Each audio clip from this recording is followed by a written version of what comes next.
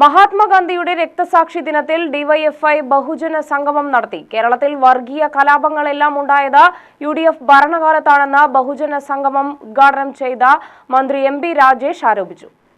കഴിഞ്ഞ 10 വർഷം രാജ്യത്തിന്റെ വിവിധ ഭാഗങ്ങളിൽ വർഗീയ സംഘർഷങ്ങൾ ഉണ്ടായപ്പോൾ ഒരു കലാപം പോലും കേരളത്തിലുണ്ടായില്ല.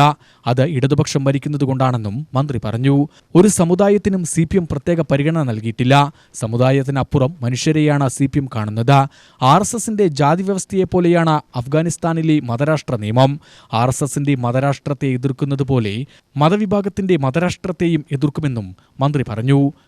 ഇന്ത്യയിലെ RSS ഉൾപ്പെടെയുള്ള ഹിന്ദു വർഗീയ ശക്തികൾ പ്രതിനിധീകരിക്കുന്ന ഒരു ലക്ഷ്യം, അല്ലെങ്കിൽ അവർ ഉയർത്തിപ്പിടിക്കുന്ന ഒരു ലക്ഷ്യമുണ്ട്. അത് ഇന്ത്യയെ ഒരു മതരാഷ്ട്രമാക്കി മാറ്റുക എന്ന ലക്ഷ്യമാണ്. ആ ലക്ഷ്യത്തിന് ഏറ്റവും വലിയ തടസ്സം ഗാന്ധിജിയാണ് എന്നും അദ്ദേഹം ജീവിച്ചിരിക്കുന്നിടത്തോളം ഇന്ത്യയെ ഒരു മതരാഷ്ട്രമാക്കി മാറ്റാനാവില്ല എന്നും തിരിച്ചറിഞ്ഞപ്പോഴാണ് ഗാന്ധിജിയെ ഇല്ലാതാക്കാൻ അവർ തീരുമാനിക്കുന്നത്. പലതവണ ശ്രമിച്ച് പരാജയപ്പെട്ടിട്ടും ആ ഉദ്യമത്തിൽ നിന്ന് അവർ പിന്മാറിയില്ല. കാരണം അവർക്ക് ഗാന്ധിയെ കൊന്നേ തീരുമായിരുന്നു. ഗാന്ധിയെ കൊല്ലുക എന്നത് തങ്ങളുടെ ലക്ഷ്യത്തിലേക്ക് മുന്നോട്ട് പോകാൻ ആദ്യം ചെയ്യേണ്ട കാര്യമാണ് എന്നവർക്ക് സംശയമേ ഉണ്ടായിരുന്നില്ല. ഇന്ത്യയെ ഹിന്ദു രാഷ്ട്രമാക്കലാണ് ലക്ഷ്യം എന്ന് നിർവചിച്ചയാൾ RSSന്റെ താത്വിക ആചാര്യനായിട്ടുള്ള മാധവ സദാശിവ ഗോൾവാൾക്കറാണ്. MS ഗോൾവാൾക്കർ.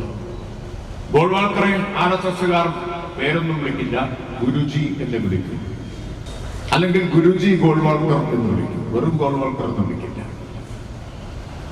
അത്രയും വലിയ താത്വികാചാര്യനാണ് RSS. ഗോൾവാൾക്കർ എഴുതിയിട്ടുള്ള പുസ്തകമുണ്ട്, വിചാരധാര.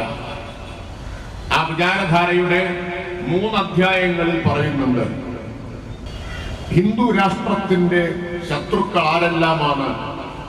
ആരെയെല്ലാമാണ് ആ ലക്ഷ്യം കൈവരിക്കാൻ ഉന്മൂലനം ചെയ്യേണ്ടത് എന്ന്. അധ്യായം 19 തലക്കെട്ട് ഹിന്ദു രാഷ്ട്രത്തിന്റെ ആന്തരിക ഭീഷണികൾ 1 മുസ്ലിം. അധ്യായം 20 ആന്തരിക ഭീഷണി 2 ക്രിസ്ത്യാനികൾ.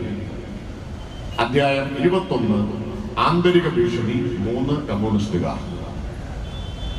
ഇതാണ് ഗോൾവാൾക്കറുടെ വിചാരധാരയിൽ എഴുതിയിട്ടുള്ളത്. ജില്ലാ സെക്രട്ടറി KC റിയാസുദ്ദീൻ, ജില്ലാ പഞ്ചായത്ത് മുൻ പ്രസിഡന്റ് K ബിനിമോൾ തുടങ്ങിയവർ സംസാരിച്ചു.